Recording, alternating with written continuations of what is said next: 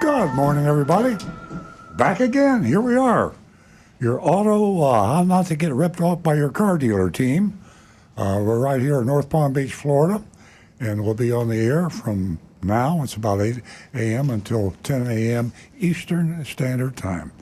So it's a live show, a live talk show. Not many of those live talk shows around anymore, I don't think. I used to watch a lot of them, or listen to a lot of them, I should say.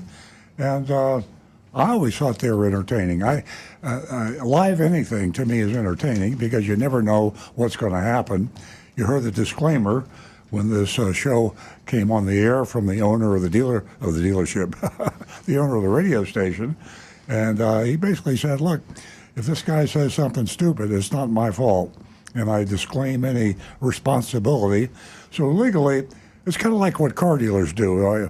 They disclaim any responsibility for anything they do in the fine print. And I guess radio stations, legally you have to do that. I don't blame the owner of this station at all. Vic Canales is a great guy, and he had courage to put this show on the air.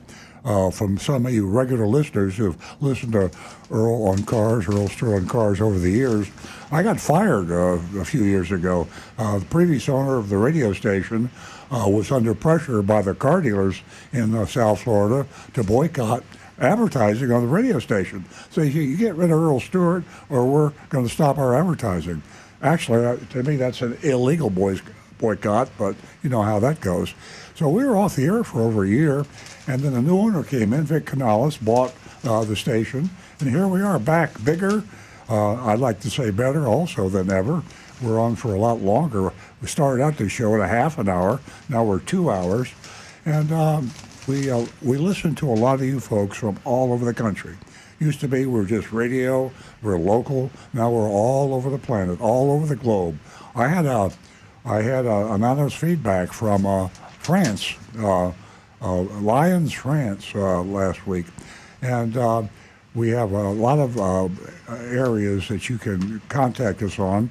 I need to give you this information because it's important that you do contact the show in the manner that you feel most comfortable. We like the telephone.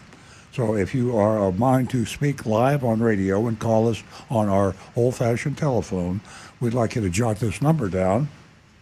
It's 877-960-9960. 877-960-9960. Probably don't have anything to say right now, especially if you haven't heard the show before. But if you listen a little bit, you will come up with some things that you'd like to call and tell us or ask us or suggest. We love suggestions. I say every week, I'm just not trying to flatter the listeners out there, but I truly learned something new. I've been in the car business for over half a century, and I learned something new every week on this show. A lot of it's from Rick Kearney, who is my colleague here. He's a certified diagnostic master technician, and I'm learning more about the technicality of automobiles than I ever did just from this radio show. You will too, I promise you. If you have a problem with your car, issue, question, the high-tech features that you have in your car now, if you know how to operate more than half of them, you're better than I am. So if you have questions, if you're afraid to take your car in for repair because you just don't want to spend an arm and a leg, you can get a free diagnosis from Rick Kearney. You just call him at 877-960-9960. Or if you're a YouTuber, go to youtube.com/Earl on Cars. youtube.com/Earl on Cars, because he monitors that channel. Now, actually, he'd be monitoring another channel, too, because my son, Stu, who is normally with us, had a little bit of an intestinal problem, and he's not going to be with us this morning. Nothing serious, but he monitors our texting. We have a text number, and you can get through to us that way if you don't want to be on live radio. I don't blame you. Live radio can be scary. It's fun. A lot of adrenaline flowing when you're live on radio or TV, for that matter. We're really TV because we're streaming, and you can stream us. And I just got through telling you about the YouTube channel, youtube.com/Earl on Cars, or facebook.com/Earl on Cars. So you can text us at 772 772-497-6530.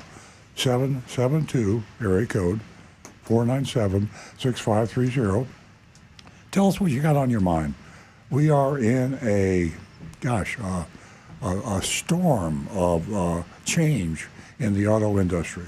It's just totally reinventing itself. Manufacturing, driving, autonomous cars. I mean, electric vehicles are almost becoming commonplace. Electric vehicle registrations were up 15% last month. Now, a year ago, they were up 50%, but they're cooling down a little bit, but they're getting greater and greater and greater. And autonomous is really coming of age. We'll talk about that later. How Waymo, one of the pioneers in autonomous cars, owned by Google. And you can bet Google is not short of cash, and they're going to put whatever it takes into it, autonomous vehicles, to have an autonomous vehicle. Might not be in the next 5 years, but it'll be there. If you're a youngster, if you're not an oldster like me, you'll be in an autonomous vehicle before you know it. They'll be all over, especially on the freeways. Again, mechanical questions, software questions with your car. Rick Kearney, 877-960-9960. Now, to my left is my co-host, my partner, my wife, Nancy Stewart. She's been with me from the get-go. She started this Seaview Radio many, many years ago for a half-hour show. That's the radio station that fired us because the car dealers didn't like the fact that we were saying bad things about car dealers. Which reminds me, before I turn the mic over to Nancy, don't forget the mystery shopping report. We've done so many of them, and it becomes so commonplace, I forget how unusual it is. You remember the old 60 Minutes with Mike Wallace? Well, 60 Minutes is still around, but the Mike Wallace part where he goes into a company unannounced, and they have the cameras on him, and the CEO is running for the bathroom or trying to hide, and he corners him and starts talking to him. That's what we do every week. Well, not live, but we do a mystery shop that we do the same week. So this week we mystery shop a car dealership, and we go in. We've been doing this for 20 years. We go in. We pretend to buy or lease a car. We talk to the managers, the salespeople, the greeters, everybody that you would normally have to deal with when you buy a car, and we report what happened. And then we take the dealers that pass the test, and we recommend them. And we take the dealers that don't pass, we say, don't buy a car from this dealer. We've done thousands of these, and I say this almost every week. We've never been sued because the perfect defense against libel and slander is the truth. We just tell the truth. When the salesperson or the advertisement is a lie, when it's illegal, we just say so, and we name the dealer, we name the salespeople, we name the location. So if I was lying about all these dealers being bad, I'd be out of business because I'd have been sued so many times. I would be out of business. And by the way, speaking of business, in full disclosure, we have a Toyota dealership, and we've had that Toyota dealership since 1975. So this is not an infomercial. This is strictly a consumer benefit show. We don't try to sell you cars. We happen to sell Toyotas. We're not going to sell you Toyotas. There are a lot of good cars out there besides Toyota, and we talk about them and we recommend them. Now, finally, I will turn the mic over to Nancy Stewart, my co-host. She has an extremely interesting offer. If you're new to the show, it sounds too good to be true, but trust me, please. Coming from a car dealer, I kind of gag when I say trust me, but it's true. I mean, she has a too good to be true offer. If you're a lady caller, female, have not called the show before, you won't believe this, but Nancy will explain it to you. And you can trust Nancy for sure. Oh, thank you. Thank you for that. Good morning, ladies and gentlemen, and welcome to Earl on Cars. And as Earl said, we're right here. We're live. And ladies, $50 for the first two new lady callers this morning. $50 for the first two new lady callers. And if you didn't catch the business and finance section of the Wall Street Journal as Earl spoke about in his opening, about electric cars, driverless, autonomous, I should say. And the self-driving cars enter the next frontier, is what it says here. And hey, did you know that Waymo views Los Angeles, a city dense with freeways, as a potentially $2 billion industry? Amazing, isn't it? Well, kinda. It's no surprise, that's for sure. And unfortunately, we knew this was coming. This month, the company gained approval from California regulators to start charging for driverless rides on the freeways in the Bay Area and Los Angeles area. So, as Earl said, we got a whole lot to get to. We're going to finish in sharing information with you on that article that I just read you. And I will say it again, ladies, $50 for the first 2 new lady callers. And that mystery shopping report that Earl mentioned, yes, we went back to Wallace, but a different location. I believe the March 1st mystery shop on Wallace was in West Palm Beach. If I'm wrong, somebody correct me. Today we are going to share the mystery shop with you from, as I said, Wallace, but this time in Stewart, and that should be a very interesting shop. Stewart, Florida, that's in the southeast Florida, in the Sodom and Gomorrah area of the Florida's auto district. Yes, and we have our dog of the week, and that'll come to you later on in the show, about 9:30, and you can view the video that we too will be looking at, and we'll be taking a look at Mickey. Mickey is a male retriever, a Labrador. He's so cute, and he's about 51 pounds, 52 pounds, and he's 2 years, 1 month, and 3 weeks old. So you want to stay tuned for that, and so much more. And as I always say, every week, you make the show. Give us a call toll free at 877-960-9960, or you can text us at 772-497-6530.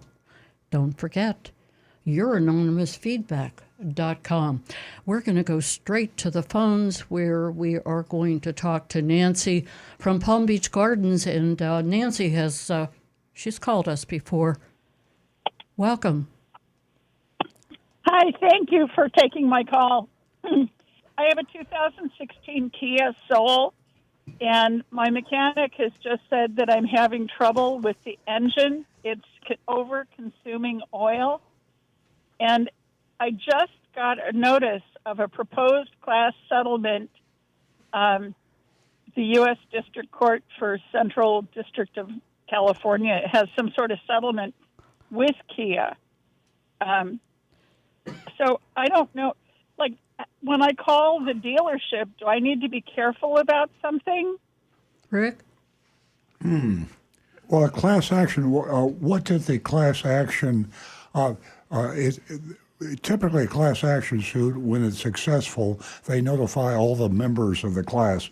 So apparently you are a member of that class with Kia, and they would ask for your information, and you would automatically get a check in the mail. I know that sounds too good to be true, but if there is a settlement on a class action suit, you need to find out the instructions to how you can give them the information so you can participate. I've been a member of a class I didn't even know I was a member of.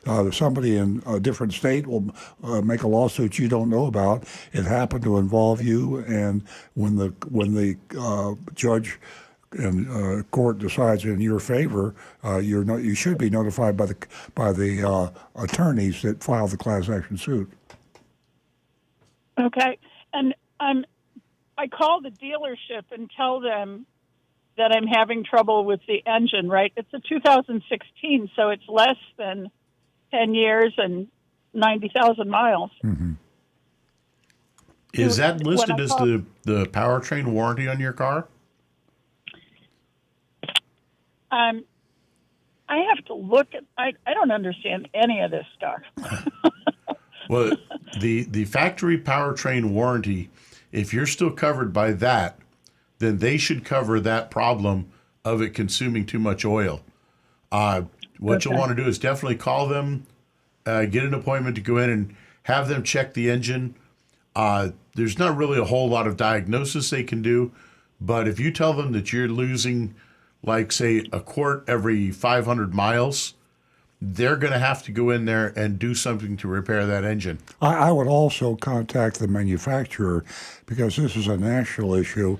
Sometimes the dealers are not on top of these things, but take the information you have about that class action suit, go on the website of the manufacturer and send them an email. Basically, if you can send an attachment of the information you have about the class action suit, they can inform you how you can participate in terms of repairs. There, as I said earlier, there may also be a monetary consideration that you should find out if you qualify for. Thank you so much. I really appreciate it. End the show. Oh, thank you very much. Oh, thank you. Thank you so much, Nancy, and spread the word to your lady friends. They, too, can give us a call and be part of the show. They're an important part of the industry. They're an important part of the show. Our number is 877-960-9960, and you can also text us at 772-497-6530. Again, ladies, $50 for the first two new lady callers. You know, I have a question for the ladies that are listening. How were you treated when you drove through the service drive? You know, I'm going to say from memory that 50%, maybe a little bit more, of women bring their car or the family car through the service drive. Let me know how you were treated and whether the knowledge that you had accumulated previous to taking the car to have it serviced really, well, made an impact on the most likely gentleman you were speaking to. We're going to go to Carol, who is a first-time caller, and she's calling us from Jupiter. Good morning, Carol. Morning. Welcome. You just won yourself Thank $50, Carol. And if you stay on the Oh, that's line when nice. we're finished talking, you can share your contact information with Jeremy, and he'll pass that along to me, and therefore I will send you a check. Thank you. You're quite welcome. What can we do for you this morning? You can't really do anything for me. I just wanted to say I'm a longtime Toyota buyer and leaser. I'm a very long-time Earl Stewart customer. I've been with Earl Stewart, I'm sure it's 15 years now. We just turned in a lease, and I'll be turning in a lease shortly. I can tell you that I have been to other dealers, and especially when I was a young woman, making a good living, and I would go and look at cars, and I tell you, I was, kind of now, dear,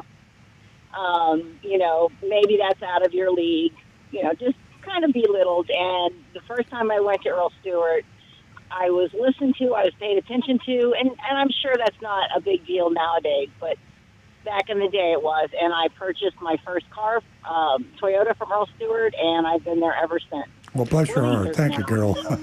Hey, Carol, how did you find our radio show? I don't know how. Just driving to work every day, I had listened. But like I said, we've been leasing and purchasing from Earl Stewart for quite a while. And while everyone there is so nice, we do go to Jante. I don't know if I'm allowed to say that. He's always so respectful and just helps us in every way that he can. And it's just a great experience. I have to say, with the economy the way it is, and we're getting ready to retire and, trying to trim back, we have looked at other places, as I'm sure, you would understand, and it's just not worth it. So Toyota's a good car. solid car. I don't ever have to wake up and worry that there's a problem. And in fact, with the maintenance plans, I never have to worry. You know, one thing I learned early on, if you're a career person, you got to get to work every day, and you have to have a dependable car. Carol, Absolutely. You're being so nice. You're going to make me say that I promised the audience that the $50 we're sending you has got nothing to do with all the nice things you said about it. So And Carol- you're embarrassing me. Thank you very much. Hey, Carol, you know what's really, you know, it's nice, even great, is the fact that you're looking elsewhere. You're a seasoned. It doesn't matter how long you've been driving a Toyota. You know, you are a seasoned consumer, very educated, and it's great that you're looking different places. Because it really keeps you on the cutting edge. And I thank you for the phone call, and I certainly hope that you will spread the word that we do enjoy speaking to the ladies here at Earl on Cars, and the first 2 new callers can win themselves $50. Have a great St. Patrick's weekend, Carol. Thank you, and we'll see you in a couple weeks to turn this one in. Thank you. Okay, we're going to go to Joe, who's calling us from Deerfield Beach. Good morning, Joe. Good morning. I'm due for a new lease, and I'd like to get some advice. I like the looks of a Jeep Grand Cherokee, but I'd like some advice as to whether or not they're mechanically sound, and should I go ahead with leasing a Grand Cherokee? I would say that you could do better. I have to also say that the Jeep is just an amazingly popular vehicle. They have incredible design. They have I don't know what the word is, but the sex appeal comes to mind. You see them all over the place. So if you love Jeeps, then sometimes you just buy one because you enjoy driving, and that's a lot about what driving is. As far as lease versus buy, if you go to Consumer Reports, you'll find Jeep low on the maintenance reliability clock. They don't hold together as well. Now their resale value is very good, so that counters the other intuitive thing about with a car that has a high repair cost and safety issues and other than why does it have a high resale? Well, sex appeal. They love the look of a Jeep. So as far as lease versus purchase, I always prefer purchase as a rule of thumb. Purchasing is simpler. Process is harder to be finagled by a lease. Car dealers make $1,000, $2,000 more profit when they lease you a car because they can confuse you better with a lease. A lease has too many variables, and you're playing their game, and they can manipulate those variables like residuals and lease rate and other hidden fees that you can end up paying too much. So I believe in keep it simple and purchase, shop and compare the price with at least 3 other Jeep dealers and choose the vehicle you like the best and go with a purchase. Well, thank you. I'm also I'm leasing a Chevy Traverse right now, and one thing that I think is I don't like at all is when you're in drive and you have that auto stop every time you stop for a light, the motor shuts off. Is that going to be the way of the future for all cars? I think it's a pain in the neck. Well, Rick will give you the technical answer. The answer to your question on all cars, no. It's not a very popular thing. But Rick, go ahead with it. I think it's a feature that's going to go away because too many people hate, and I mean hate with a capital H, hate that feature and complain about it all the time. It's not a good feature because the battery and the starter both have a lifespan built into them, and they will actually come up with a warning light at a certain time, and it's on a timer that light comes up. Something the manufacturers came up with is a stopgap measure to try to improve their gas mileage. And now they realize they see the wave of the future, which is hybrids. And after the hybrids, it will be electric vehicles. But that idea of turning off of the stoplight is just stupid. Yeah, it's horrible. A hybrid vehicle would be a better option, really, simply because it's going to automatically turn on and off at the stoplights, but it uses the hybrid electric motors and the hybrid battery system to start and stop that engine. And you don't even know what happened. It happens without your being aware of it. And it works. It's a much better system.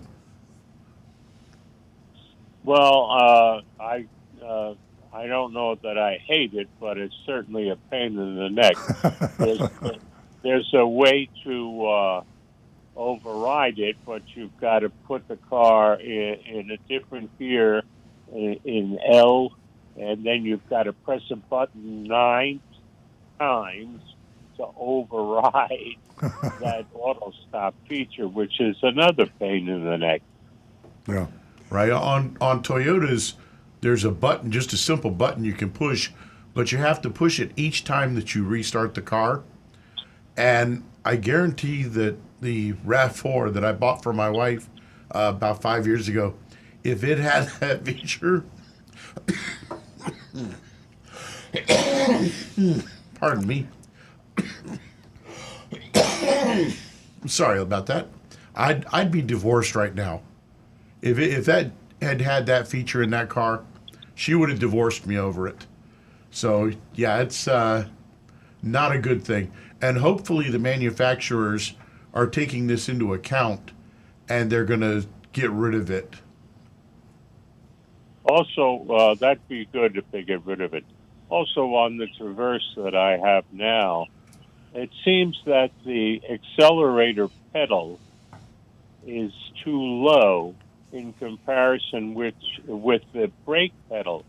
Because every time you take your foot from the accelerator pedal and go on to the brake pedal, you catch your foot on the bottom of the brake pedal. Oh, The brake, Wow. yeah, the brake is too high and the accelerator is too low, and I don't know if there's a way to adjust the height of the brake pedal or not. generally not. No. I mean, there is an adjustment for them, but it's only meant to adjust it like a half an inch or so, and that's only just to keep it in its proper range. Wow, that's a Well, half an inch might do it. So maybe you ought to have it checked out. If you have too much play in your brake, you should have it adjusted anyway. If it's a matter of height, a half inch lower might help you, wouldn't it? Well, I don't think so. It's that much of a difference, and it's one reason why I'm not going to Gotcha. release a Traverse. Well, go to Consumer Reports and start looking at alternatives to Jeeps. I thought you were one of these guys that fell in love with a Jeep, and once you fall in love with a Jeep, you just keep buying them. I'm envious. I wish I had a product in my dealership like the Jeep is just it's like an American tradition. Ever since World War II, Jeeps have been a hot product, and Chrysler, now Stellantis, were smart enough, I guess, back in the day to grab that brand and that name and hang on to it. So their Jeeps are all over the place. Yeah, but you hit it right on the head when you said it's the visual effect. It's a pretty looking car, and that's the thing that attracted me.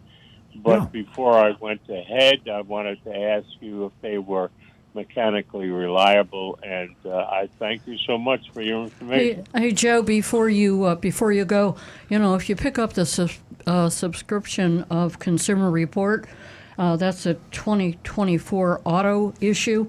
You're going to find how the Jeep Grand Cherokee, the Jeep Wrangler, how they're all rated as far as reliability, and they come in as the least reliable, and they go into all kinds of different aspects of the Jeep, so you might want to pick that up and take a look at it. I thank you for your call, Joe. Thank you very much for your information. Very helpful. You're quite welcome. Have a great weekend. We are going to go to Trisha, and she's called us before, and she calls us from Boca. She's always very interesting. What's going on, Trisha? Well, thank you. That's very nice. You guys are interesting. That's what calls me. Now, I have three-part questions. I wrote everything down so I don't forget. Okay. Remember last week we spoke about, how my tires, my Michelin Defenders wore out so fast within 10,000 miles, and we were talking about where they wore out. The right outside edge, the left tire wasn't that bad. And we talked about, yes, probably an alignment issue. All right. Now, what I forgot to ask you, and here my question is, let's say I did get that alignment, as you know. Let's say I knocked it out a week later. Why would a tire that well, I don't care how bad I drive, like Earl, we both drive bad. Why, if I was going over mountain roads for 10,000 miles, what would wear it out so fast? Alignment in or out? That was my question I forgot to ask. Okay. Hey, Tricia, before we get to your question, let me share something with you. Your phone call last week and several other times during this past month and a half on tires prompted Earl and I to write a column that was written on Monday. And it's all about tires, most important part of your car for maintenance, expense, and safety. So you might want to go to Earl on Cars, take a look at that column, and you might pick up more information than you already have, with all of these questions week in and week out. But we love your call. Oh. So I believe that Rick can answer your question. The problem is that for anything to really be bent or damaged enough by an impact to put your alignment out and cause that wear pattern, it would show up at the next alignment check. It's And because the severity of it was your question. The severity of the wear would Right. depend on the severity of being knocked out of alignment. I mean, Very you, true. you can knock an alignment out really, really bad, and you could probably wear a tire out in 25 or 30 miles. I mean, if you really whacked it. So alignment measurements are recorded on your computer printout, and if they're severely out of a line, they will wear out extremely fast. So it is possible that a tire this good would wear out that fast. Well, we don't know exactly how fast it did wear out, but the degree of alignment out of alignment would track directly with with how fast it wore out. I mean, I'm an expert. You and I are have a secret society, the Bad Drivers Society, where we go too fast, and I've hit a curb. I don't remember the exact time, but I knew I hit the curb. And I said, "Oh, everything's okay." I kept looking at my tires when I got home to look in the garage.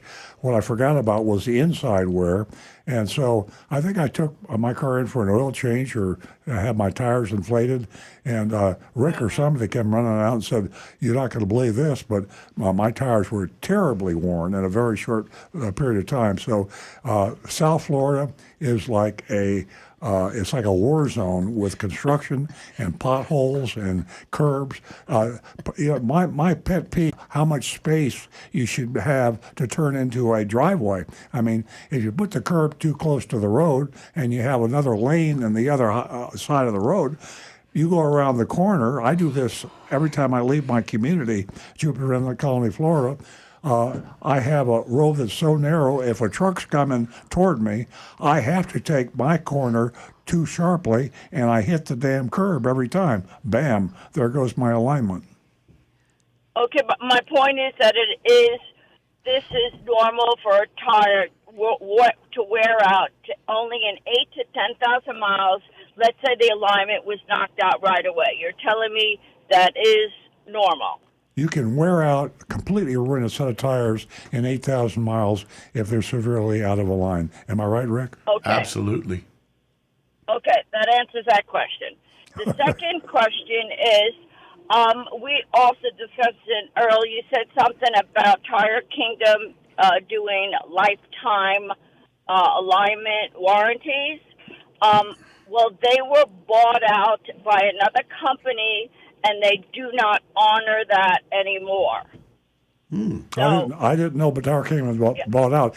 Be leery of lifetime warranties anyway, because there are always conditions, and usually the conditions are you have to bring the vehicle back in every 20 minutes. I'm exaggerating slightly, but they want to give you a lifetime warranty so they can have you come in frequently so they can find something to fix on your car. So lifetime warranties are usually not very valuable. They sound real good, but when you look at the overall cost, they really aren't. Okay. My third question is, I'm very curious with this mystery shopper that you do every week. Who goes in to do the mystery shopper? Well, if we told you that, Trish, we can't you tell know you. what we would have to do to you. Okay. So let's just move along. No, she's a part of the company. She doesn't work. Well, I guess she is part of the company, and she's totally anonymous. She's a very smart person. I'll give you a few hints. She's a mother and a wife, and extremely sharp. And she uses a code name, Agent Lightning. And she is able, oftentimes she shops with her family, even her husband often is involved. So it's the most normal looking thing you've ever seen. So it takes talent. I mean, it takes a lot of courage, think about it, to go in and face a bunch of gnarly car dealers that are out to get you. But she walks in there with her head high, and she really, really, she's one in 1,000. To do that every week is not easy. And Agent Lightning, she tightens up her bulletproof vest, and she walks into the dealership. And there could be a man from time to time. So I don't want to give it all away. So that's the story. I guess I wasn't asking the names, but I was wondering, I guess if it was you, Earl, or Nancy, I say there's no way they would recognize you. Yeah. And so I guess that was my question. You can't be the mystery shoppers because everyone knows you, your voice. So I guess that's what I was wondering. Yeah. So I thought of it. And you're exactly right. My voice would give me away. I could wear a disguise, but my voice. Right. Too many people recognize that. And I've wanted to do a mystery shop for a long time because I love negotiating. But as you said, we're both recognizable. Tricia, Yeah. thank So you that- so much for calling us, staying in touch, and following up on all this craziness with the tires. Well, it's not craziness, but I hope that we've helped somewhat. I'll definitely go to your article. Thank you so much. You're welcome. 877-960-9960, or you can text us at 772-497-6530. And Rick is manning the YouTubers. He's manning the texts. And also, you can go to youranonymousfeedback.com, and there's just a lot of choices here. So we're going to go to Doug. I've got an anonymous feedback that is, I think, a good one. Okay. And as you say, Hold on, Doug. youranonymousfeedback.com, youranonymous feedback.com, just the way it sounds, youranonymousfeedback.com. We don't know who you are, where you are. We can't come and find you. No way we can trace you. It's a very, very highly used, reliable, honest anonymity system. A lot of big manufacturers and retailers to hold their employees and customers, I assume. A lot of people don't want to know you to know who they are, and this your anonymous feedback. You can have your say and have your total privacy. Here's one just came in, and it's a good question. It applies to most of our listeners. Are participating dealers allowed to stick the customer with junk fees under the Costco auto buying program? And that's the Costco Auto Membership Program. We recommend Costco. That's one of our favorite sources of a third-party buying source. If you're nervous about buying a car and you want to get a good price on a car, the Costco Auto Buying Program, you have to be a member of Costco. Costs you $65 a year to join Costco. Well worth it.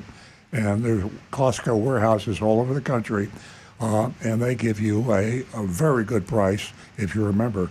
Now, the question again from anonymous feedback, are participating dealers allowed to stick the customer with junk fees under the Costco auto buying program? Well, so the surprise answer is yes, but the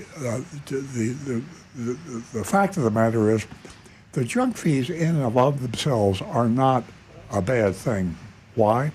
Well, they're a bad thing because you don't know about them. You come in on an advertised price, and then they hide the junk fees, and when you go to sign the papers or write your check out, that's where they slip it in. With the Costco Auto Member Buying Program, they have a membership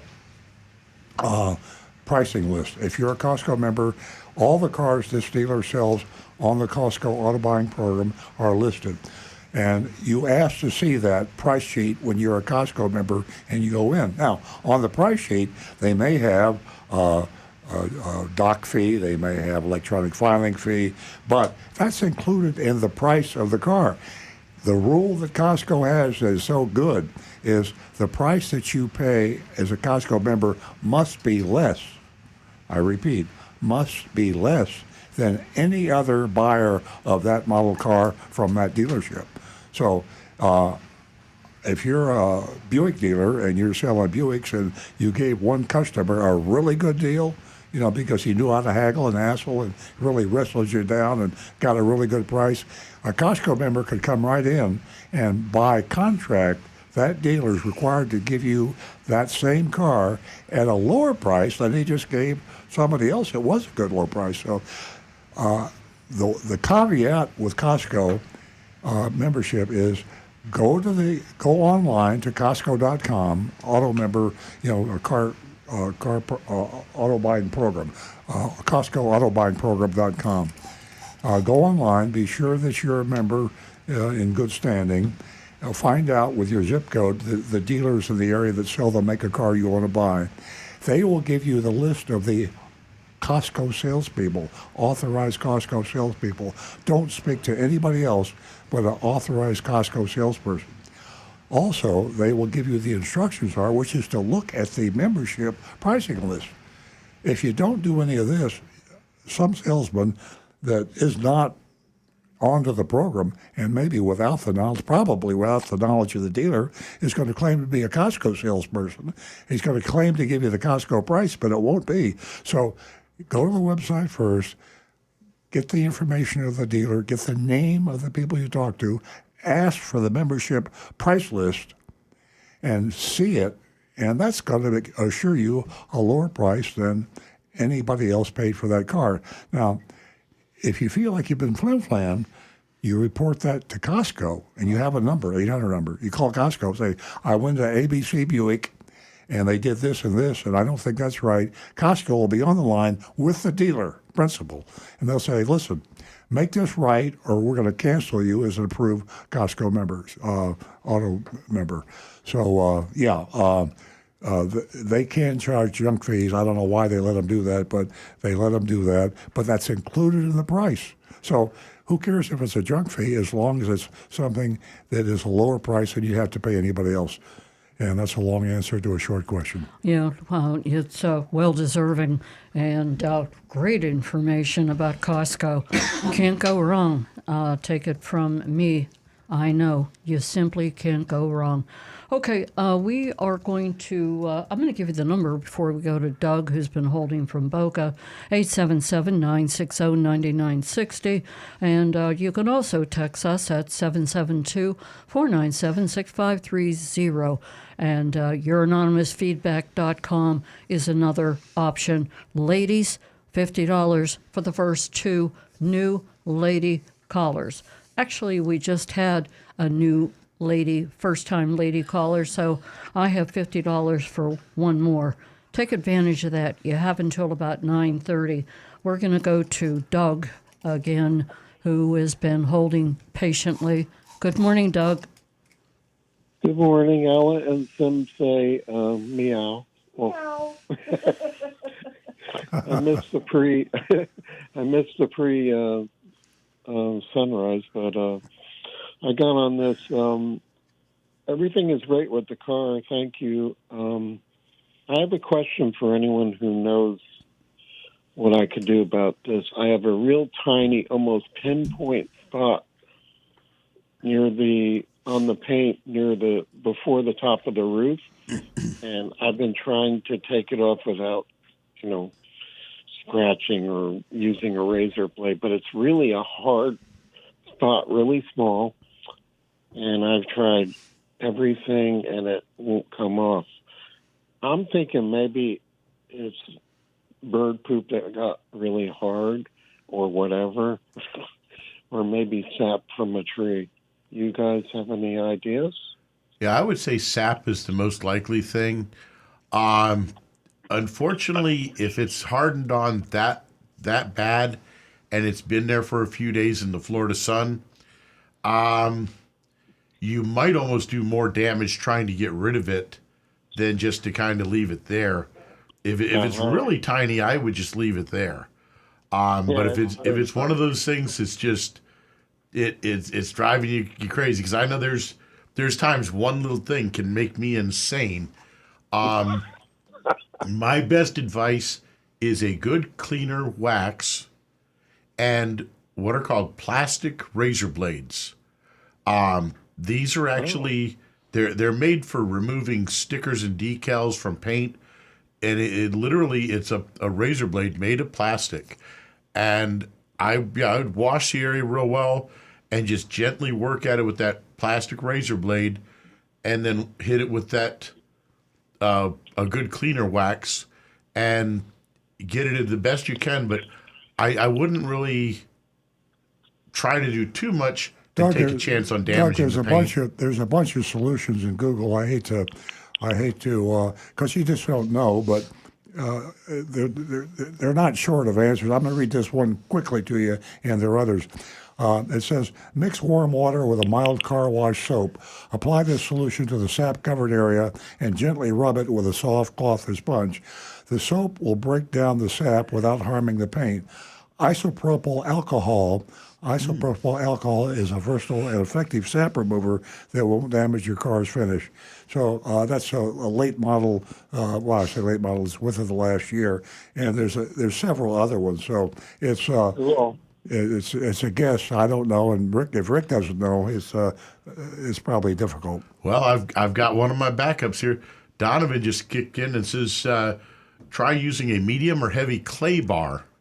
This is something that professionals will use to get imperfections out of the paint. I would go on YouTube. What's a clay bar? Go on YouTube, and they'll tell you how to use it. It's literally a piece of special made clay that is used as a polish, as a polishing compound type thing. There's a lot of uses for that clay bar too. But I would go on YouTube and watch a couple of videos on how to use it properly and how to prep for it. Yeah. So make sure you don't have any damage caused by it. And Donovan, you never cease to amaze us. Thank you so much. Thank you. Okay, Doug. And I also was going to call. I called your body shop, and I said, could I bring it in so you could just look at it? And they said, yeah, sure. And That's a good place, yeah. Great. They see a lot of that type of stuff. As a matter of fact, I got some sap on my Tesla hook the other day, and Nancy noticed that neither one of us could get it off. So Where was it's the- tough to get off. Hey, where were all the answers last night when I spotted that? Okay. Excuse me. There's also a product called My question wasn't Goo important. Gone. Okay, Doug. it's Goo Gone. Yeah, I saw that Goo Gone. But the ingredients are kind of scary, but maybe. Yeah, I'd be real careful with that one. But Jonathan Cantor here, our computer guy, and Riley 108 on YouTube both suggested that one. Well, thank you for all the help, and you guys have a great day. I'll see you tomorrow morning at the. Oh, Thank you, Doug. that's it. Thanks, Doug. Have a great weekend. We're going to go to David. David's calling us from New Jersey. Welcome again, David. How are you? Hello. Good. Good morning. So I have two questions. One's a follow-up. They're both for Rick. So I called about a month ago, and Rick diagnosed my ABS brake that was making noise only when you held the brake. Okay. Now the noise is getting louder, but my question is, if I do eventually lose the ABS brakes, will I lose my brakes completely? No. Okay. What happens if the ABS system actually sits in line between the master cylinder, your brake pedal, and the actual calipers on the wheels, and it'll help control that hydraulic pressure going through. But if that system has a malfunction, it would be the same thing as if you went and literally unplugged the computers to it. You'd get warning lights on the dash, and you would not have the advantage of having anti-lock brakes, but your brakes would go back to being a simple, normal hydraulic brake system like we had on cars for 50, 60, 70 years.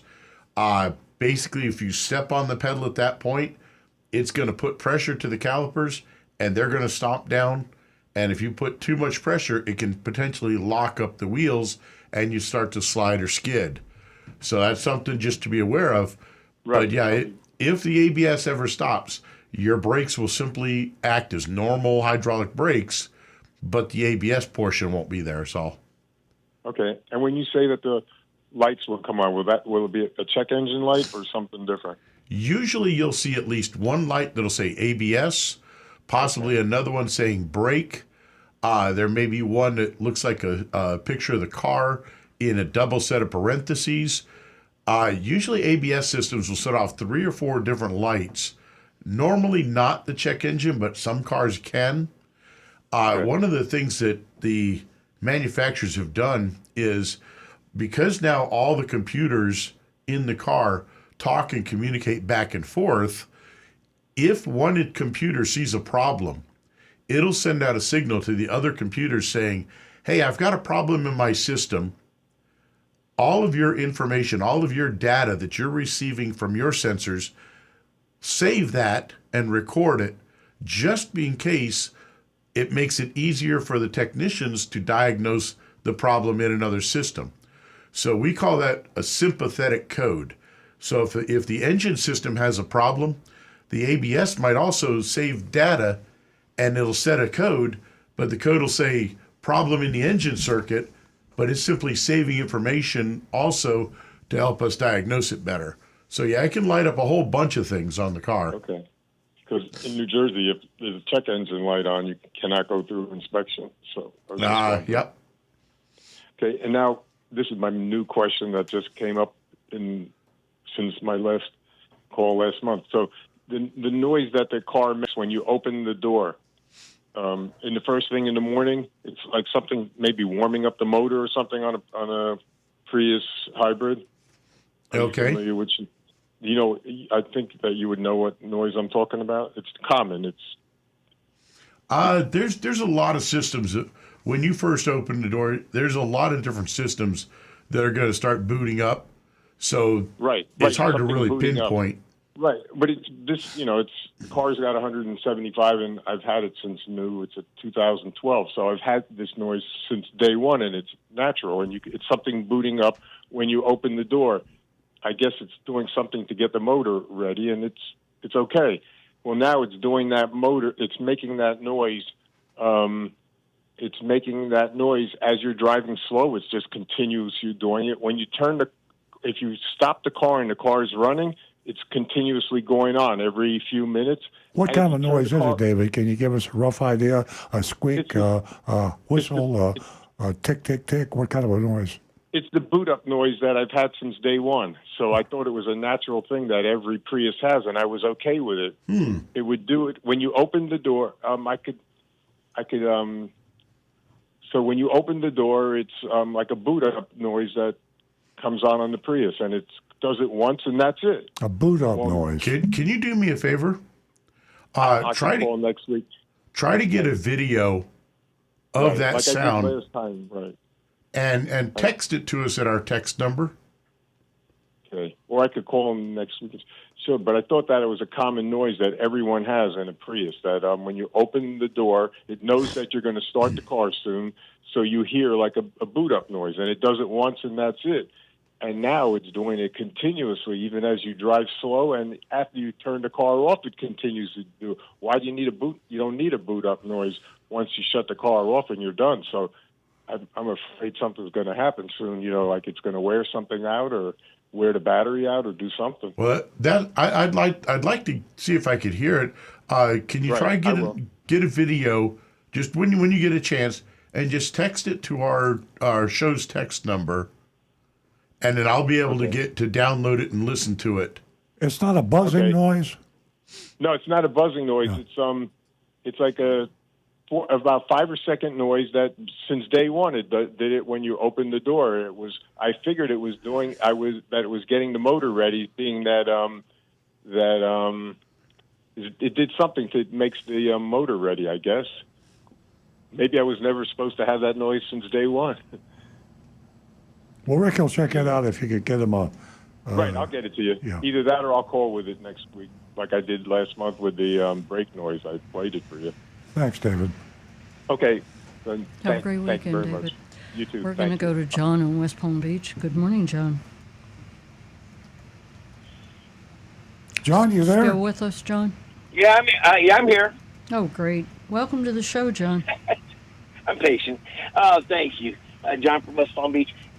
Let's first do Doug's thing with the tree sap, or what he thinks might be tree sap, which is actually just a heavy syrup. When I was calling in, I didn't hear all of Rick's solutions. But if I was Doug, what I would do is I'd go grab the hair dryer, put the hair dryer on high, and I would heat it up a little bit, and then use the plastic razor blade to get that. Just heat it up. It's going to heat up and soften before it does anything to the paint or the wax and that. So I'd heat it up with the hair dryer and remove it, just like they take off vinyl stickers and that. Sounds like a good idea. I like that thought. Yeah. I like that Thank one. you, John. That's before he great. does anything else.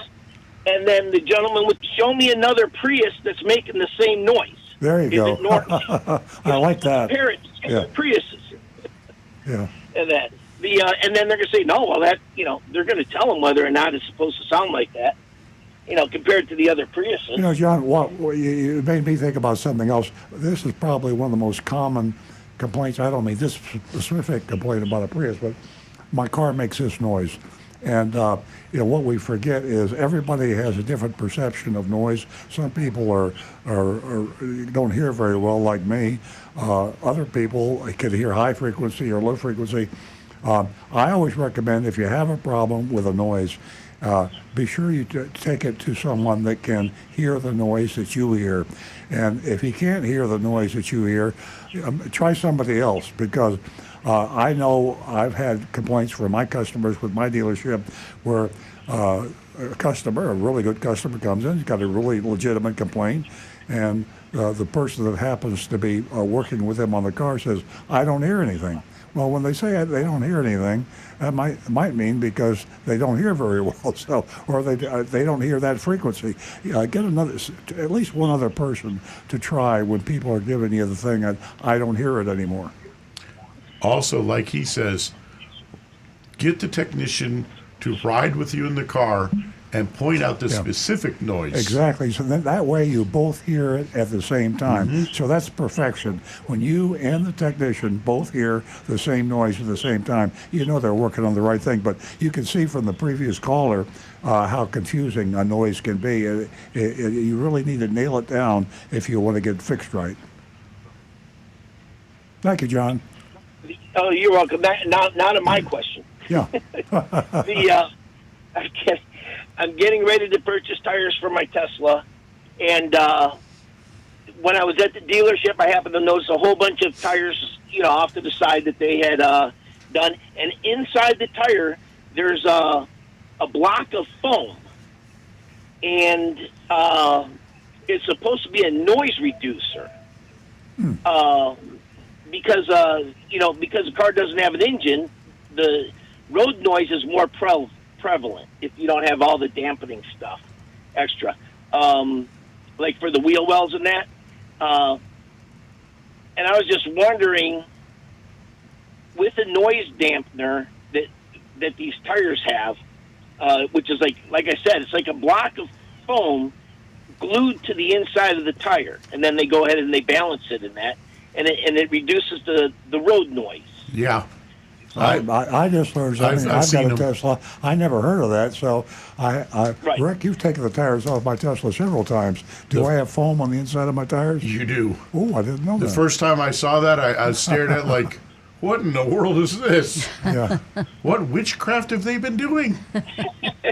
Well, that's what it is for the noise reduction, and so I was going to ask Rick. I said, I'm getting ready. I got 50,000 miles on my original set of tires. I don't beat up on the car. Oh, well done. Wow. And it's just now getting to the point where they're thin. But I was thinking, because I'm not going to Tesla to get the tires repaired because it's very, very costly. I'm going through Costco, and they have the tires in that. I was thinking, Rick, would there be any, I'm going to have to research it more, but do you think there'd be any consequences of if I use that Fix-A-Flat and I put the Fix-A-Flat in the new tires to reduce the noise, since that's going to go all throughout? Now, is it going to hurt the TPMS gauges?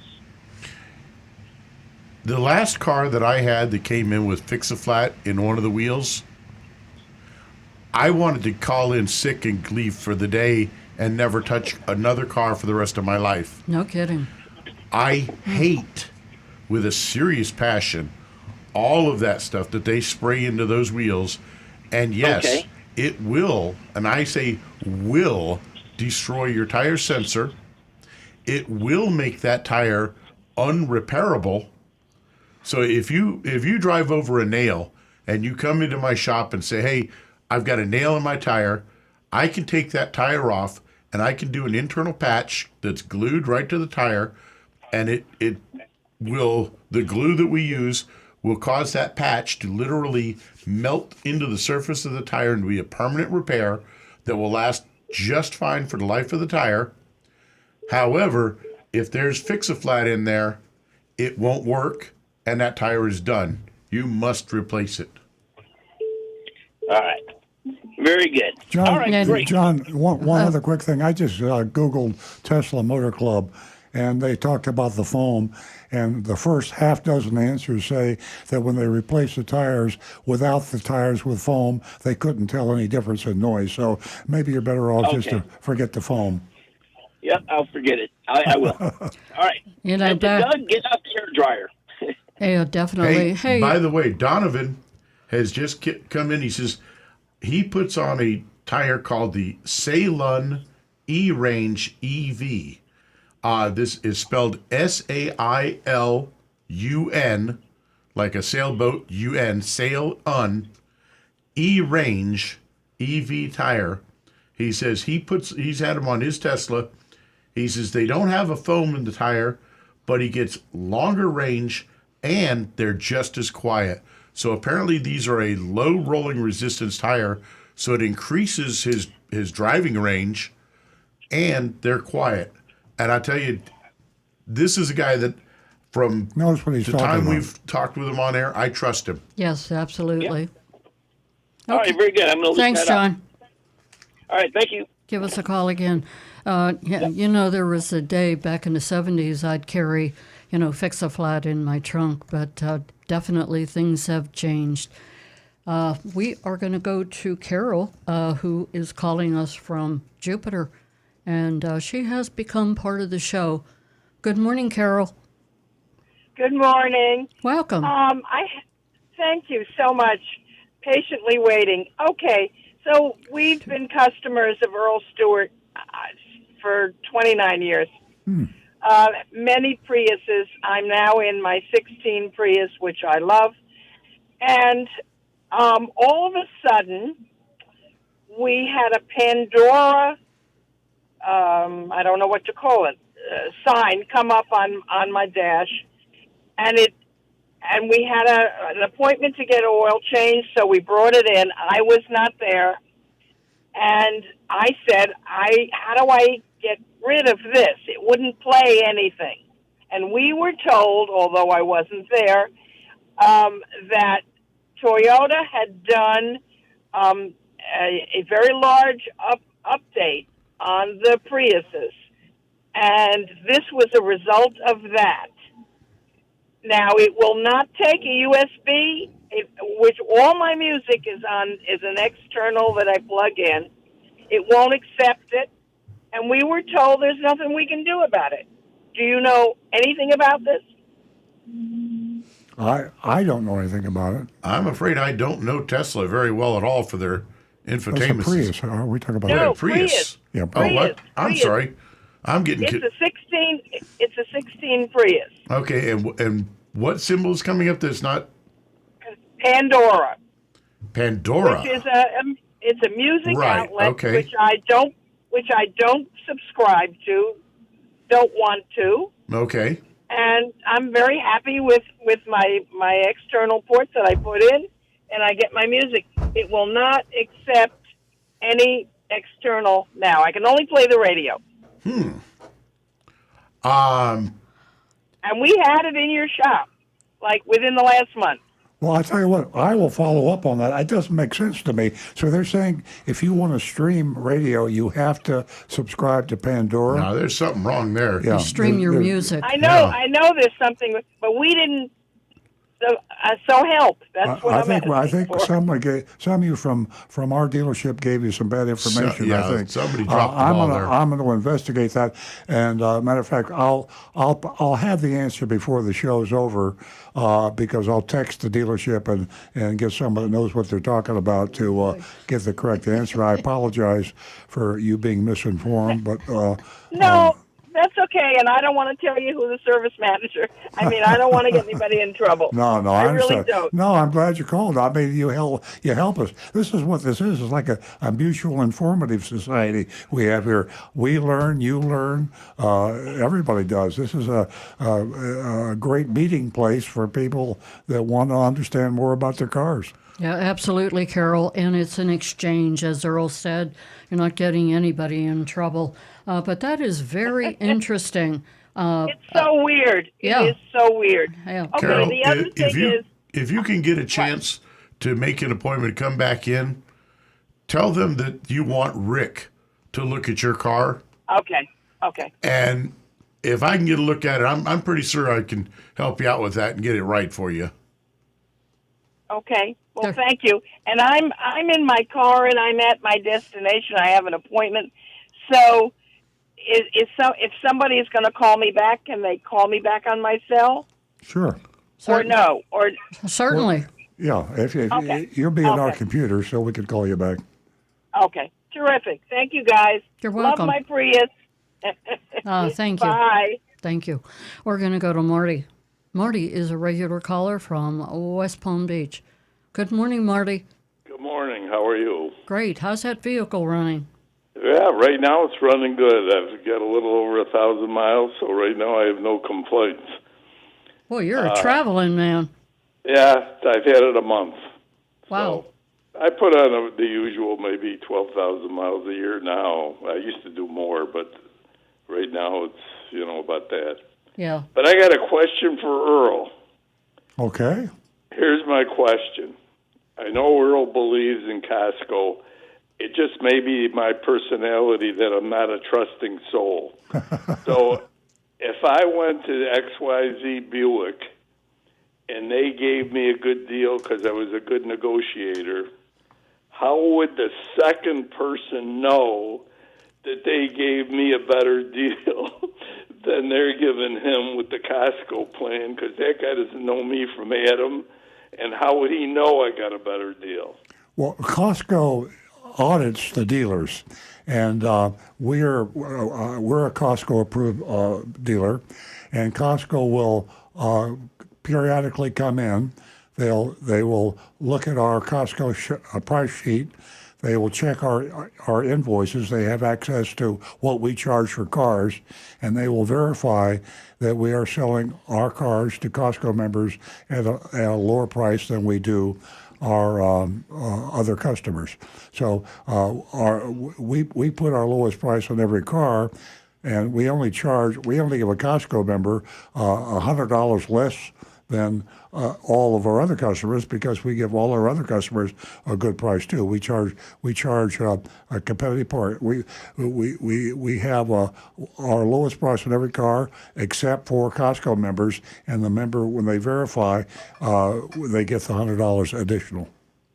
Okay, but how would Costco know? Let's say if I came in there without being a Costco member, but I got a lower price. They physically come. Know? Yeah, they physically visit our dealerships to audit and check, and they have Costco representatives, a guy that will visit, and this is the same guy that will visit a dealer that tries to flim-flam you. When you have a bad experience with a Costco member dealership, and you call the 800 number at Costco, say, hey, I went into ABC Buick, and they did this and this, and that's not wrong, not according to your auto buying program, they will dispatch a individual to check that dealer. They will get a warning letter from Costco and say, make this right, or you will be canceled as a Costco-approved dealer. Oh, all right, yeah. So that's okay. Marty. I'll tell you this: if in the interest of being totally fair to everybody, I don't think Costco has enough manpower to really cover all the dealers. I mean, they think about it. The number of Costco warehouses, the number of Costco members, and the number of car dealerships, it's a logistical nightmare to stay on top of it. So at any given time, you are at risk, even with a Costco member dealer. The only thing that's going to save you is when you go in and they take advantage of you think they have, contact Costco, send them a copy of your paperwork, and they will then make it right. I've done this for other people, and the Costco is very good. Once a crime is pointed out, they correct it, or else they get rid of the dealer. Usually they correct it.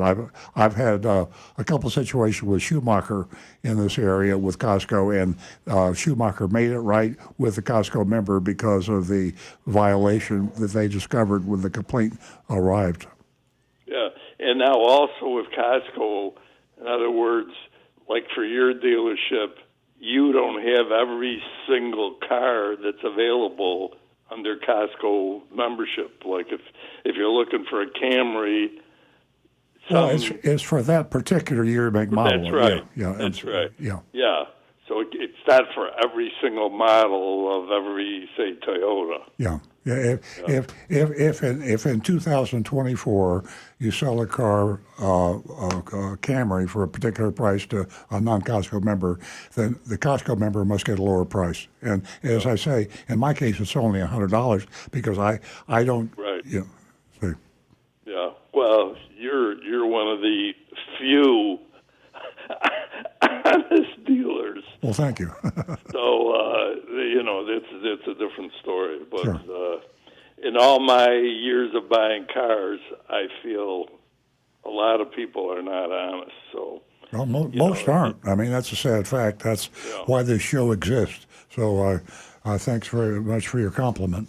yeah, well, you definitely deserve it. Thank you so much, All right. buddy. Have a good weekend. Thank you. You too. We're going to go to John. John's calling us from Palm City. He too Good is morning. a regular part of our show. Good morning, Good John. morning. Yes, good morning. I have a question for Rick. Are you having problems hiring qualified mechanics for your shop? Like you wouldn't believe. I believe it because I'll tell you why. My regular repairman that's been in business for 24 years, he's closing his shop March 29th. He sold the building for a window manufacturer. He has ASC certified for a year now, over a year. He's been doing everything himself. He can't not only find the qualified mechanics, he doesn't even trust people to do the oil change and tire rotation. So he just said, I've had it. I see electric cars coming. I can't get the help to repair the cars that are in existence now. And he's packing it in completely, March 29th. And it's the whole problem is getting qualified people to work and including simple oil changes. And that's what it's all about. It's a nationwide issue. I am in a lot of social media groups with that. Some of them are all on the up and up. Some of them are a little bit, shall we say, we're down in the shadows with this stuff. It's finding good technicians that understand and can work on these cars properly is incredibly difficult. There's like 1 in 100 techs that really can understand how to diagnose and repair these cars without simply pulling out the parts cannon and just throwing parts at it until the problem goes away. At our shop, we try to promote and raise from within. We take oil changers and we look for the ones that have the best aptitude and the best abilities, and then we bring them in the shop and start training them and sending them to all the Toyota schools, and we put them in Toyota training programs. But it takes so long to get someone up to speed to where they can handle these things that by that time, as the older techs are leaving the business, we're losing all that experience. And even myself at my age, I'm still a bit of a young man at 55, almost 56 years old, but physically, I can't do this job anymore like I used to. I have to get a lot of help on a lot of heavy projects, and there's a lot of jobs I simply cannot do. My brain still works, but the body is old, and eventually I'm going to have to hang it up and walk away. So, I mean, I don't know what's going to happen when this dealership or the entire nation suddenly does not have technicians that are qualified to work on these cars, and it's going to be a real boot in the butt to somebody. Well, that's why he's packing it in the same age as you are, and he said he's had it. But I have a fast thing for Earl. Earl, can you look into this? The Hometown News, which is weekly publication that's free, in Martin County, does not have your blog in it. Can you look into that and see why they're not running it? I'll check that out. I'm glad you told me. It's they have several editions. I think of St. Lucie County. Yes. I'll check into it. Thanks. I didn't realize that. That's the Martin County edition, and Yeah. I miss reading that every week. Yeah, they had a change of ownership, and the staff that we used to deal with is replaced, I think, and I think we got lost in the shuffle. Thanks for John, telling us. again, you know, it's the changing times, and as Earl said, the staff, whatever. Yes. You know, back to your, this whole thing with mechanics, and they're going by the wayside. You know, most of the complaints I got this week in email form from more ladies, I get more emails from women than I do men, was about this exact topic. And it was either finding a good mechanic or the mistakes that the mechanic made when she brought her car in for a simple oil change. And there were so many complaints this past week. I wanted to point out, you mentioning, the disappearance of a great mechanic. Well, there you go. But they definitely are worth looking. A good mechanic is worth searching for. That's for sure. It's a nationwide problem, as Rick mentioned. Yes, absolutely. All right. Hey, All right, John, guys, have a great okay. weekend. Stay tuned You for our guys mystery also. shop. Thank you. Okay, we are going to take some time for the YouTubers, for the texts, for anonymous feedback. So with that said, the floor, or I should say, the mic is yours, Rick. Okay. Earl was just asking me a question. No, the lady's car is a 16 Prius. So actually, I think if I can, when I get with her, if she doesn't want Pandora, we're just going to delete that. And I think that might solve the problem. The lady that called in about her Pandora being the only way to stream she was given some bad information by somebody at our dealership.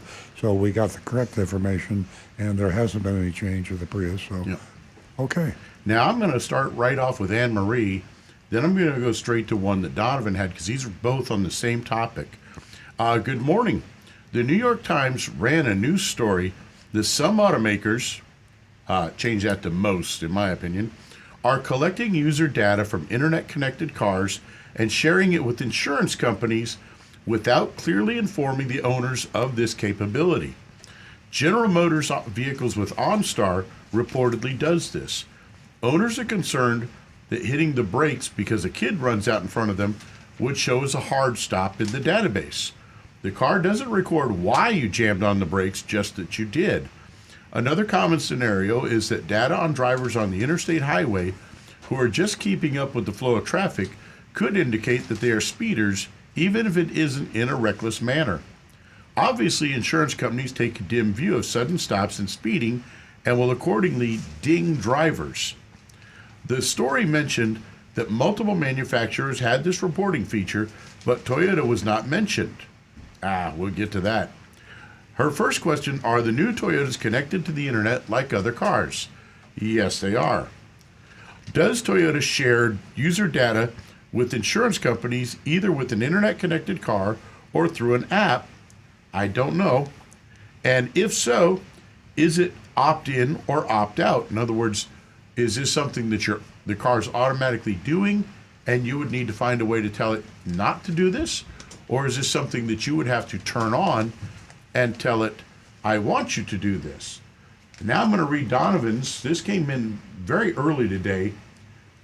He says, this week it came out that several automakers are selling your driving habits to a company called LexisNexis, which is LexisNexis, who then sells the information to insurance companies.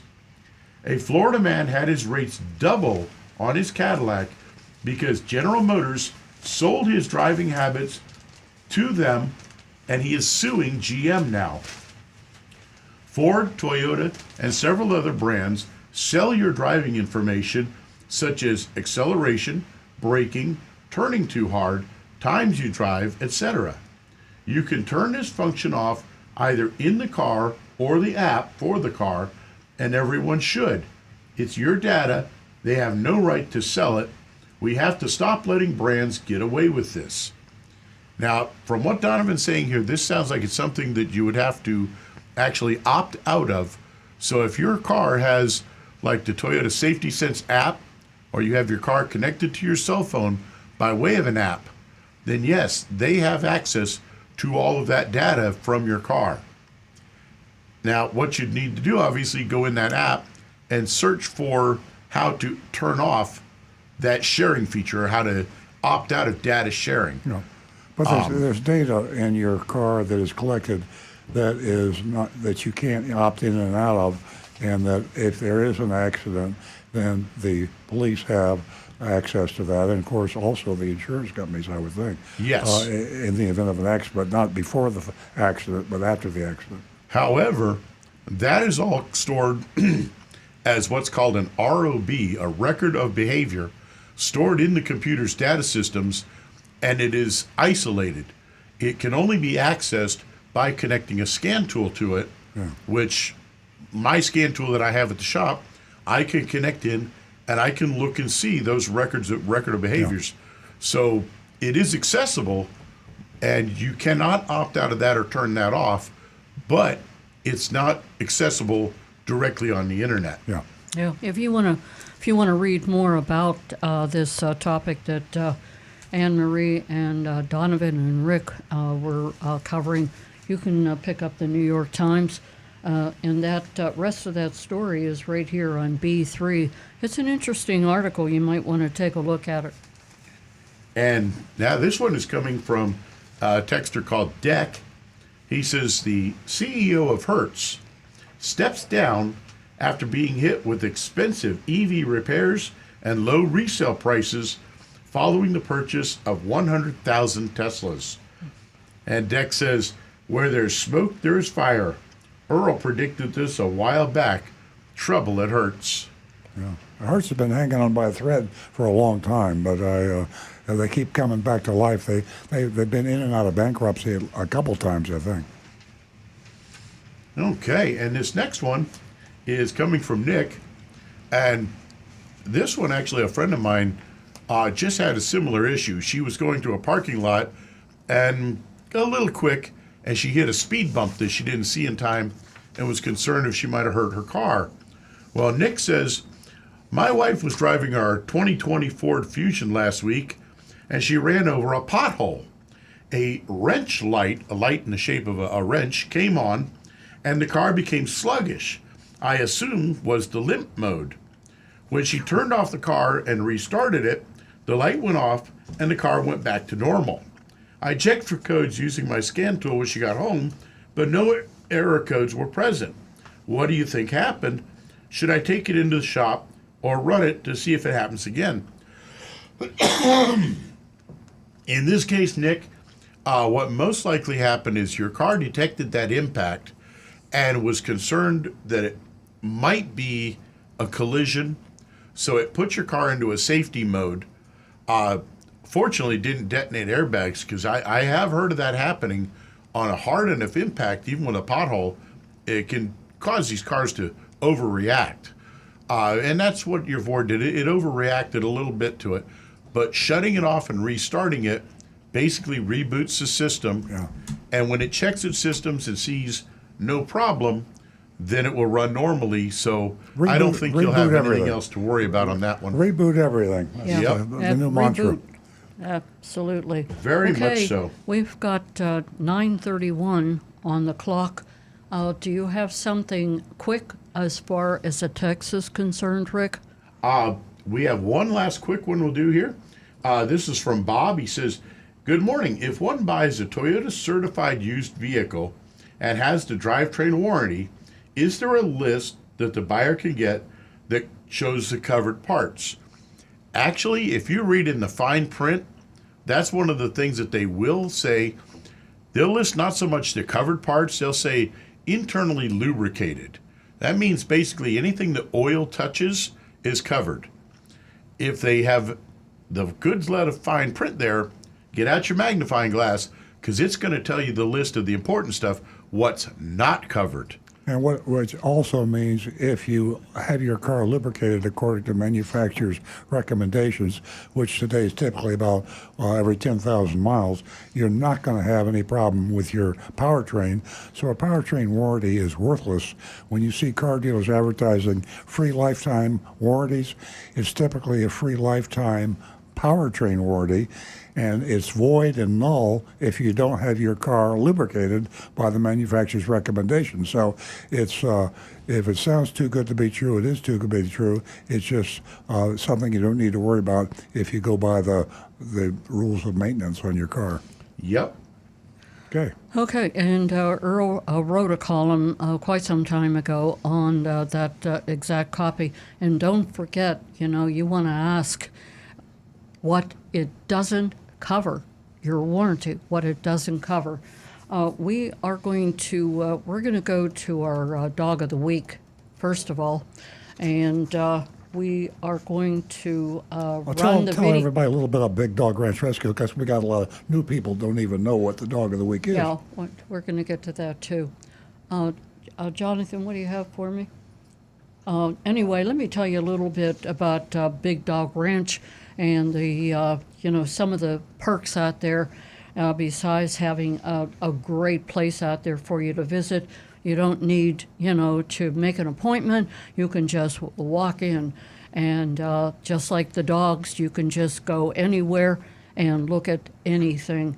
And they have everything from a surgery room to a puppy little playground out there. You don't want to miss that. That's a lot of fun. And they have all these perks for the veterans, and you can take a look at all of that by going to bigdogranchrescue.org.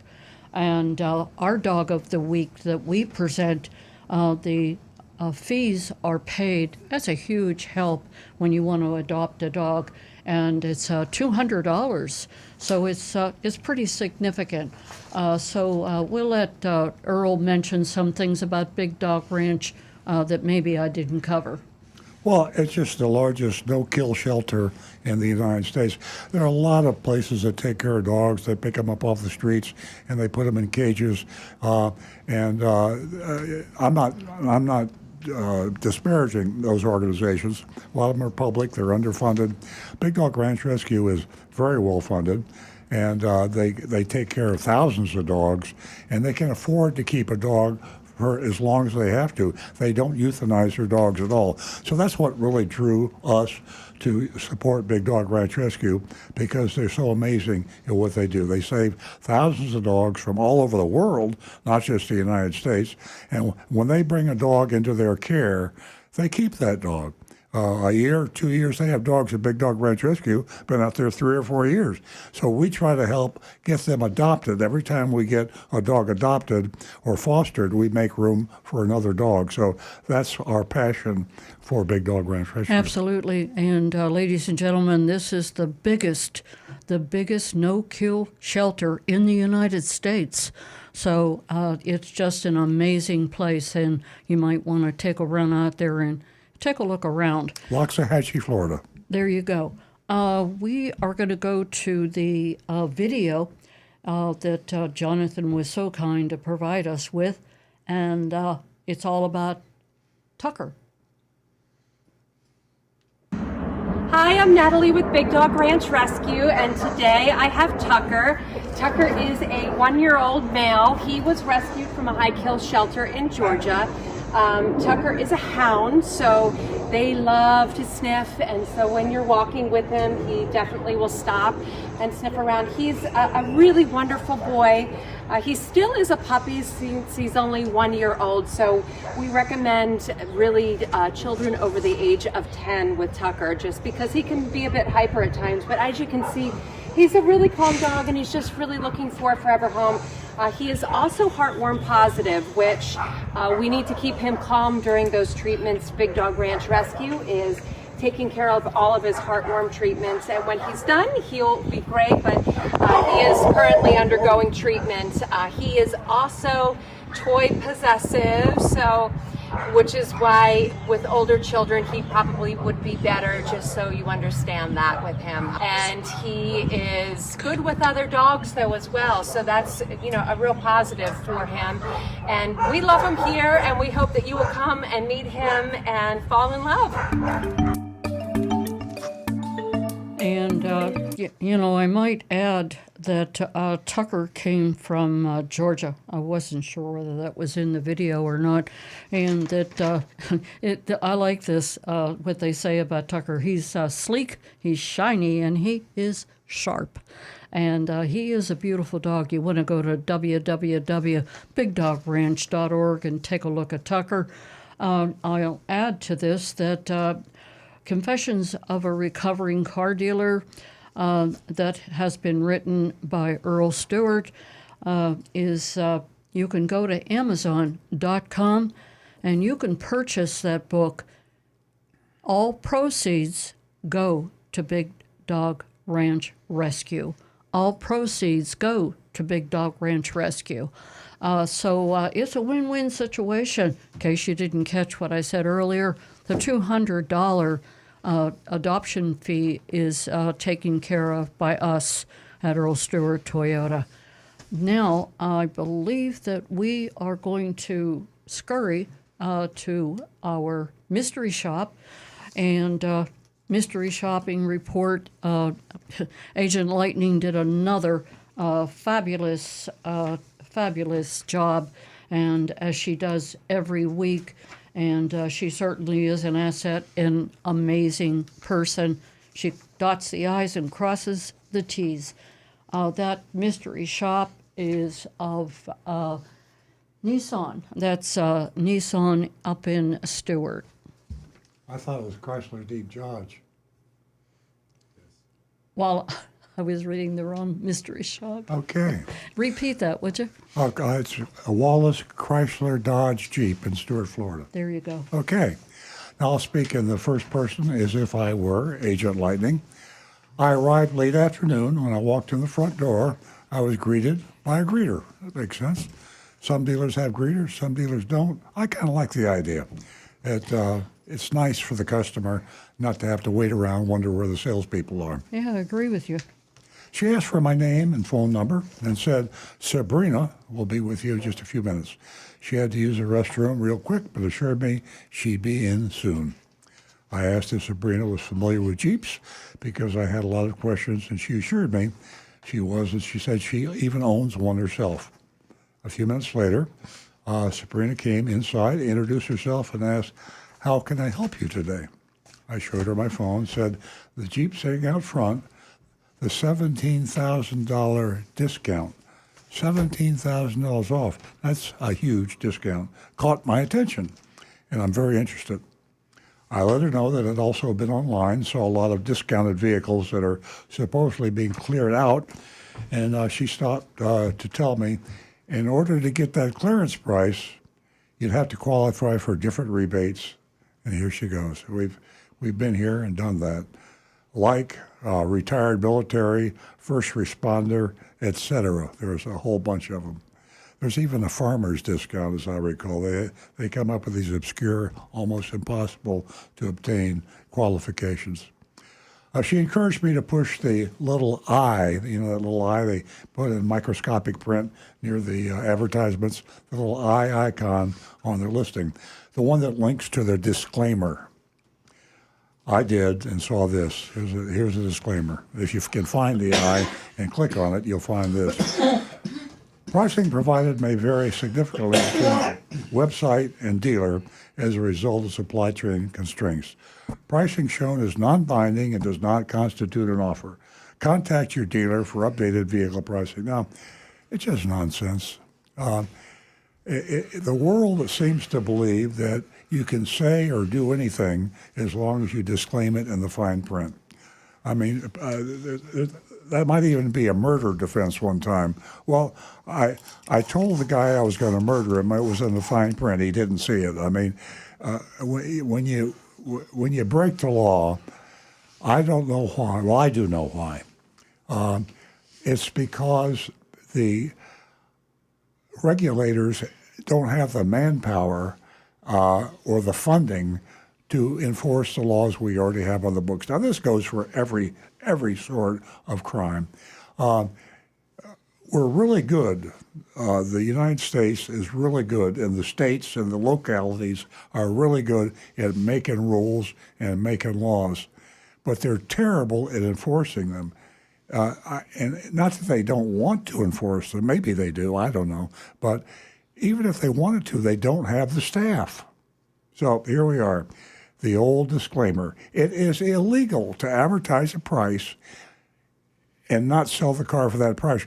If you are going to modify it, the law says, the Federal Trade Commission says, if you advertise a price, you have to have the modification in the same print alongside of the price. So if you say, I'll sell you this car for $20,000, but you have to be a U.S. Marine to get that discount, it has to be in the same print right alongside the price. Of course, they don't do that because it wouldn't work. It only works if you hide it, hence the fine print. Continuing on, I'm Agent Lightning, I'm the mystery shopper. I continued to show her the online advertisement that shows up to $17,000 like the cheap out front shows. She replied, again, like you're wasting my time. Again, that's assuming you qualify for all the discounts. Sabrina then suggested we go inside and look at the models that we have available.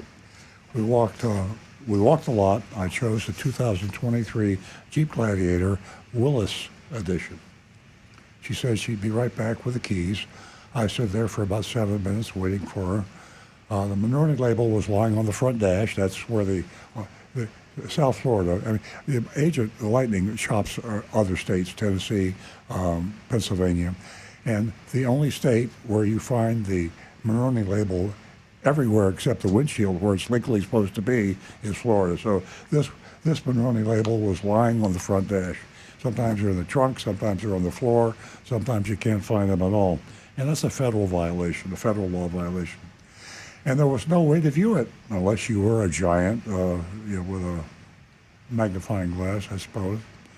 There was an addendum label. Of course, there is always in South Florida, always an addendum label. It was neatly adhered to the windshield next to the A-pillar, and it showed a $2,197 market adjustment, the infamous market adjustment, a $599 Wallace protection package, and that included nitrogen and auto butler, and a $199 pinstripe that probably cost the dealer $50. Sabrina returned, unlocked the doors. I finally saw the MSRP, which was $55,175. I pressed her to give me a better idea of what she thinks I could get for it, but she just said, you only qualify for the current owner's rebate with your Dodge registered to the house. So we will have to see once we get back inside. Of course, setting me up as Agent Lightning, setting me up for the back and forth, the manager's game. Let me see what I can do for you. It seemed like she was getting a little snippy, and she was. It's bad enough to flim-flam a customer, but when you get snippy, that's just stupid. If you want to take advantage of somebody, you got to be smooth. So, Sabrina, if you really want to screw your customers, you're going to have to be nice to them. You can't be snippy. But she is. Then she suggested I let her get into the driver's seat to back it out so we could go for a drive. She quickly added that if I'm sure, we could just head back inside and work up some numbers. I don't want you to waste my time driving the car, is what she's saying. I said, I'm fine with that. If the numbers look good, I'll drive it before I finalize the purchase. Once back at her desk, Sabrina asked, will you be financing today? I said, either finance or pay cash. It all depends on the financing specials. We went back inside to her desk, and she took my license, asked a few questions to fill out a customer questionnaire. She then excused herself to go talk to her sales manager, Michael. A few minutes later, she returned with his worksheet. The market value selling price was MSRP, $55,175. There were $11,035 in total savings, making the adjusted price $44,140. Then they added $1,984 in preloaded accessories. These are dealer-installed, overvalued accessories. A $615 filing fee. That's a doozy. You see they vary from $25, $50, $615. That's a big filing fee. That costs the dealer $10 to register the car through a company, and they mark the $10 fee that they pay up to $615 and try to take it from you in the additional profit junk fee. And, of course, the old all-reliable dock fee, $849 dock fee. My total purchase price, accurately described on the worksheet as such, was $47,588. A $7,000 $587 discount from MSRP. Now, this wasn't so bad, but it was less than half of the advertised $17,000 savings. It's the old get them in the door. Get them in the door any way you can. And that's what they did.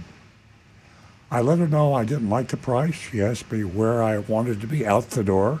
I said I was hoping to be at the advertised price. I mean, where do you want to be? I saw the ad. I mean, that's where I want to be. Plus tax, title, and plates. That's government fees. That's an out the door price. And I even threw and maybe a dealer fee if I had to. I mean, I'm trying to say I don't mind a little flim flam, but you're overdoing this. She said she'd have to go talk to Michael again, see what he said. The games begin. A few minutes later, they both returned. Michael introduced himself and said, "I really want to sell 2 more Jeeps today." I bet he really wants to sell 3 more Jeeps. He'd like to sell a lot of Jeeps. And Mr. Wallace, I love this. And Mr. Wallace gives me a special gift card to give to our customers. He probably has never seen Mr. Wallace. Mr. Wallace has got about 20 stores, and my guess is that Michael doesn't even know what Mr. Wallace looks like. He pulled them out of his pocket and said, "What do we need to do to make a deal?" Like holding a bunch of cards, gift cards. I said, "I really want the online plus tax, title, and plates." Sabrina then said conspiratorially, "Michael, she hasn't driven it yet." I mean, that's a cardinal sin. In old school dealerships, you gotta take the customer for a test drive. You got to. I mean, it's mandatory. In their mind's eye that this is going to sell them a car for too much money if they take a test drive. So she says, "Hey, she hasn't taken a test drive yet." So Michael frowned, said to me, "Go drive it and I'll get new numbers for you. I really like you and I want to sell you this Gladiator." Yeah, Michael really likes her. So we headed out to go for a test drive. We drove all around Stewart and then returned to find Michael, who had a worksheet all ready for me.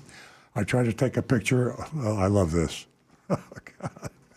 I tried to take a picture, but Michael objected and said, "Oh, no, Mr. Wallace does not allow any pictures of his internal documents." like a Benoni label is an internal document, right? You can write down the numbers, but no pictures, please. No pictures. It's top secret. I texted my husband. I'm Agent Lightning. I texted my husband these numbers. Market, $55,175. Savings, $14,035. Adjustment, $41,140. Preloaded. These are preloaded dealer installed accessories. $1,984. Pinstripes, nitrogen, air, and 2 coatings of Auto Butler. Not one, I but don't 2. believe that. 2 coatings. That's desperation there. Filing fee, $615, cost of $10. $849 doc fee, that's nothing, because there is no doc fee unless you finance. Total purchase price, $44,588.50. And then there's $3,538 Florida sales tax. Out the door, $48,126.76. In other words, the price was a real $10,587 discount from MSRP, not the $17,000 that they advertised. Sabrina said, "Let's take it to him so he can see it." Michael turned to Sabrina and said, "No, if her husband was going to see it, he would be here with her." I get it. He turned back to me and asked whose credit it was going to be under, and I said, "Probably my husband's, as he has higher credit score." Little did they know my husband was on the parking lot waiting in the car.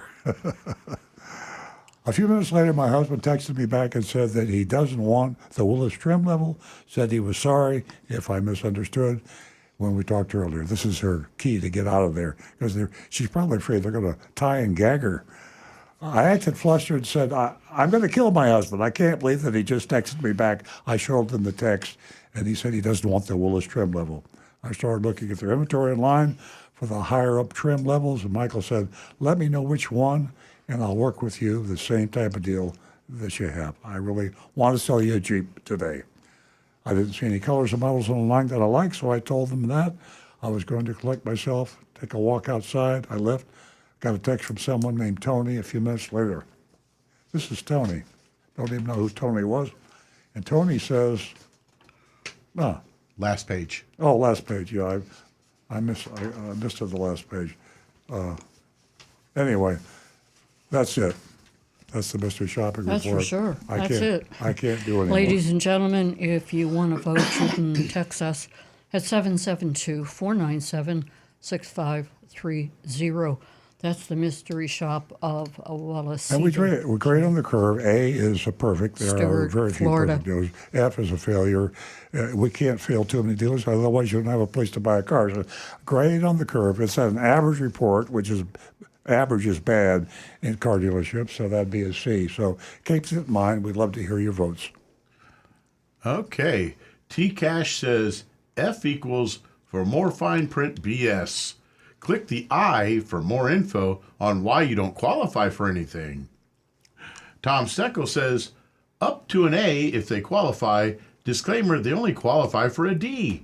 Monroney violation, addendums, and fees on par with Central Florida CDJR, who has $4,382 in junk fees. Woof. Joseph Kelleher says D minus, too many junk fees. Mark Anderson, that Jeep deal gave me the willies. Great D. Is it Willis or Willis? Well, it's actually pronounced Willis. Oh, okay, yeah. Although it's Willis, spelled yeah. Willies. Yeah. It's caught me off guard years ago when I first heard that one. Cliff's Pick says, this nonsense of add-ons will never go away. A big fat F. Johnny Z. Fradley, even with all the junk fees, looks like an okay price, but still a D. Brian Sedlatko, it's a D for me. Mark Smith, definitely a D for me. I think with these, they're saying D is in be ready to defend yourself when you head in there, just in case. And let's see if we got, here we got some more. Frank from Jupiter Farm says, once again, more bait and switch tactics. It would be funny if it wasn't so expensive for the consumer. Yeah. Test drive tactics, no picks, on and on. Walk away, D+. One more. Bob, I advertised my grade as an A, but if you read the fine print, it's really a D. Myself, I'm going to go with the D for defend yourself. Yeah. If you go in there and work it, you might could get a decent price out of them, but be ready to beat them up a bit. I'm going to go with a D. Well, I'm going to give them an F, and that's just for a totally bad attitude by Sabrina and Michael. Terrible. Plus all the fees, of course. I probably would go with an F. I'm going to stick with my D. And the reason I mention that is I know Bill Wallace, and he's a good guy. He's an honest guy. Got too many dealerships, and when you have too many dealerships and too many people working for you, this is what happens. So give him another chance. I'm going to be calling Bill Wallace anyway. I'm going to try to get him on board to support the Combat Auto Retail Scams, which is the Federal Trade Commission regulation that we're trying to get into effect. I'm filing an amicus on behalf of the support of the Federal Trade Commission to get the regulation put into effect in July 30th. So I'm going to ask Bill Wallace to come along with us. And one last one to put in here. Dave C. says, Jeep just emptied every pocket. I love that one. That is awesome. Okay. How much time do we have, Jonathan? We have 2 minutes. Okay, well, let me do this one more thing. I had a conversation with the appeals lawyer, And the appeals lawyer is very adamant about the fact that we need to get more car dealers on board to file this amicus brief with the circuit court in Texas to get the Federal Trade Commission combat auto retail scams. Any of you car dealers out there listening that have got the courage to go along with me, I mentioned I'm going to call Bill Wallace. I have an attorney preparing the brief to the court, and if we could get several dealers. See, the honest dealers want to do business honestly, and a lot of them can't do it because if they advertise honestly, the other dealers will eat their lunch because they will be permitted to do bait and switch and steal the business from the honest dealer. So the honest dealers do the same thing to fight fire with fire. But I believe there's a lot more honest dealers in this country than we realize, and this is our one chance to come out of the closet and be honest and try to get the support of the Federal Trade Commission. Okay, folks, we're at the end of the show. We want to thank you all for joining us. As I always say, you're an important part of the show. Have a great St. Patrick's Day weekend, and we'll see you right back here, 8 a.m. Saturday morning.